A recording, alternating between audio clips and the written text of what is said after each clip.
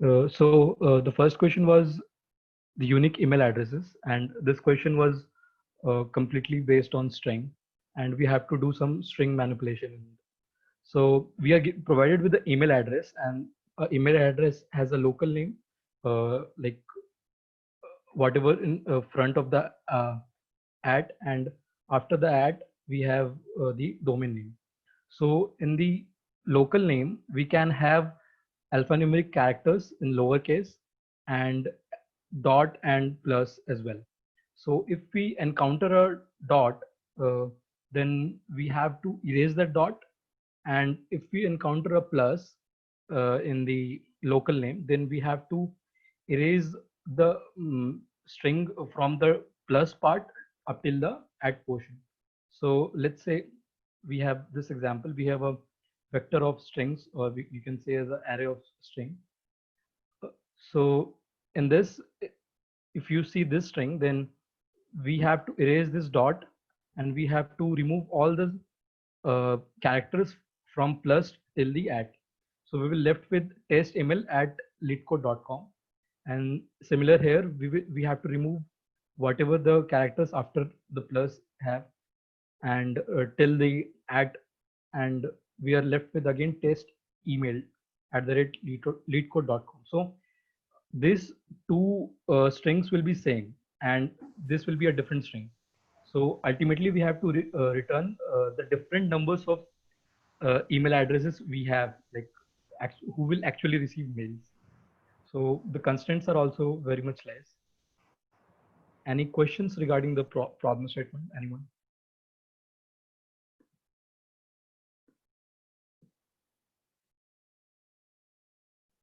Okay, fine. So who tried solving it? Like anyone who have his or her approach how to solve this, or who actually solved this question?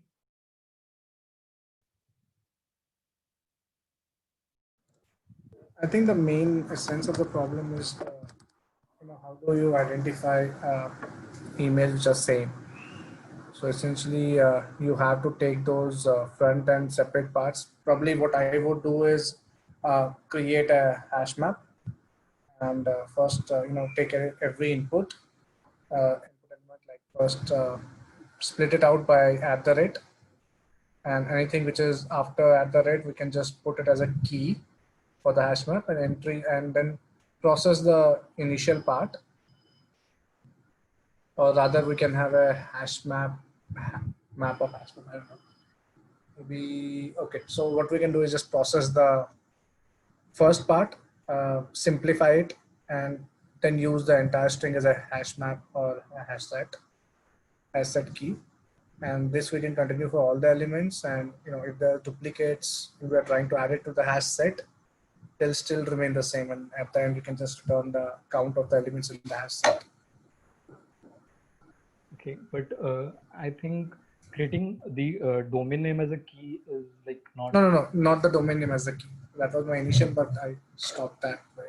So what we'll do is we'll take each element of the input. We'll simplify the first part. Like in this case of test.email plus Alex, it will be simplified to test email. Yeah. And then we can use that entire string, which is test email at the rate of leetcode.com, as the key of the hash set. Okay.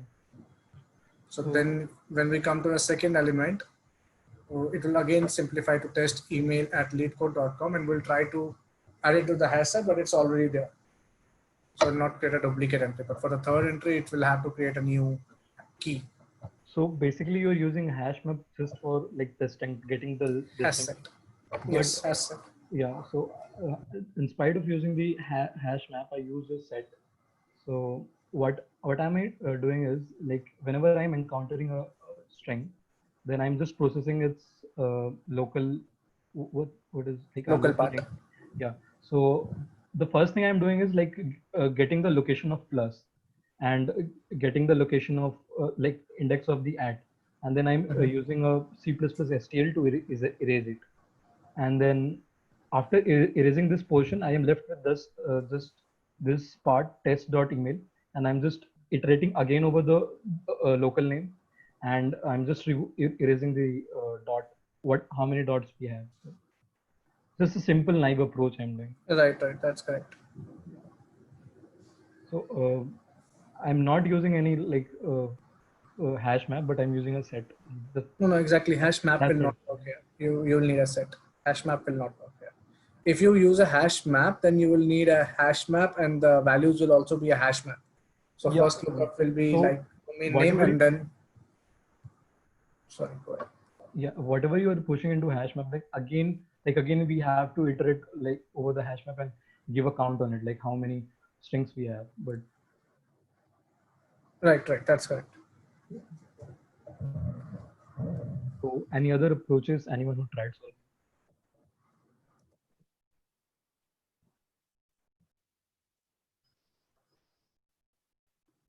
Okay, fine. So shall we move to the next question? Yeah, I think anyone has any other approach or any other variation of this question? Yeah, we can discuss any other variations if anyone wants to.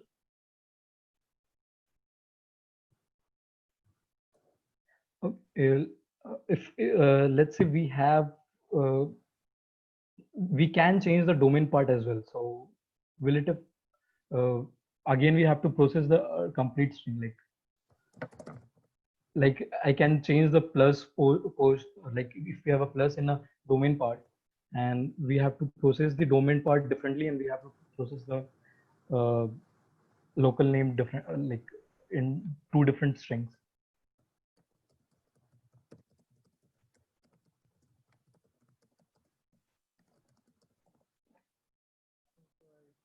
In that case, we'll have to process the entire string, like considering two strings, one before @, one after @. Yeah.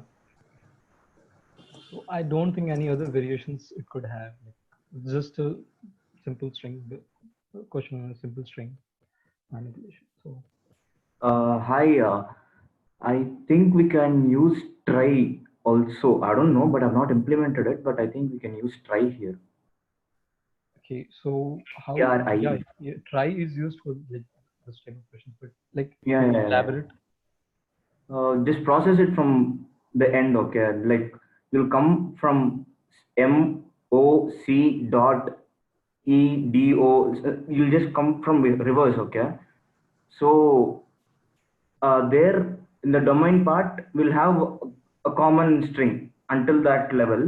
But after that, that is basically after the what is it, the uh, local part. We process local part and create a try there. If you just understand that, like I don't know, I'm very weak at speaking English. Okay, actually, I have not much knowledge in try, but like I know that it's used in like string questions. Okay, so what happens in try is you'll have 26 indexes, basically showing us 26 alphabets. Okay. So if let me say my name is Ajay, and I have to store it in try. Try is like we can say a dictionary of words. Yeah, A yeah, that very I know. compatible use of dictionary can be done here. And so in the first array, I'll point out A and create a new array inside that with size 26. And at index j, I'll put another I'll create a new array there, and again I'll put an a there. So it goes on like that. So in between an index, you'll create a new array of size 26. Okay. Yeah, that approach will work actually, but it will have a size implication. Tries usually take. Yeah, size. I'm just telling you. I'm just telling Yeah, you this. agreed. The approach will work. For Yeah. the solution point of view, approach will work, but I'm just trying to point out what will be the nuances on those approach. Yeah, when compared to set, I think the memory here will take more. The approach that I've told us more of. I'm just telling you that a data structure like this can also be implemented. That's it. Correct. Yes. So cool. Uh, is there any other questions, approaches, or any variations, or shall we move forward? Well, yeah, I have a question Yeah. about on line number 23, 23rd. What Oh. what the erase? I don't know what is runtime complexity of erase. It seems like you look through this. We look through this and we Okay, erase so it, right? So erase is just C++ STL, I guess. And if you are, so this syntax, in this syntax, I'm just erasing a single index, like the jth, the character at j. And if I'm erasing that character, and then I guess it would take the time complexity of big O of n. For line number 3. I don't know, like I don't know the time complexity of erase, 23, like yeah. what data structure it use, Yeah. but If it's big O of n to erase it, then I'm just thinking like it should be big O fan, and because we are looking into the character, a single character over here. okay.